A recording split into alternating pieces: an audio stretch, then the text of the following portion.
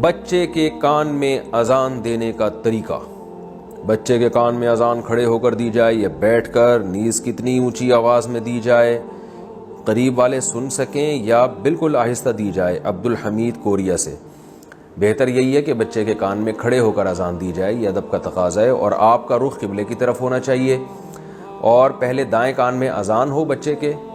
دائیں کان میں اذان کا مطلب یہ کہ آپ بچے کو ایسے گود میں لے کے کھڑے ہوں گے، آپ کا سینہ قبلے کی طرف ہوگا اور بچے کا سیدھا کان آپ کے جو ہے منہ کی طرف ہوگا. تو اس میں آپ نے اذان کہنی ہے. اور اذان میں کیسے کہنی ہے کہ بہت زیادہ چیخیں نہیں کہ بچے کے کان کے پردے پھٹ جائیں. وہ ظاہر ہے بچہ ہے، وہ اتنی تیز آواز برداشت نہیں کر سکتا، اور اتنی آہستہ بھی نہ ہو کہ قریب کھڑے ہوئے لوگ بھی نہ سن سکیں. تو اس طرح سے اذان کی جائے کہ قریب کھڑے ہوئے لوگوں کو بس آواز آ جائے، باقی پورے محلے میں آواز جانا ضروری نہیں ہے. یعنی اس طرح اذان نہ دیں جیسے لاؤڈ اسپیکر میں مؤذن صاحب گلا پھاڑ کے اذان دیتے ہیں کہ پورا محلہ سن لے.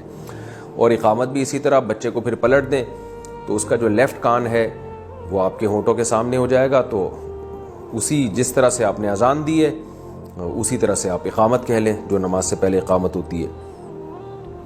تو یہ طریقہ ہے جی.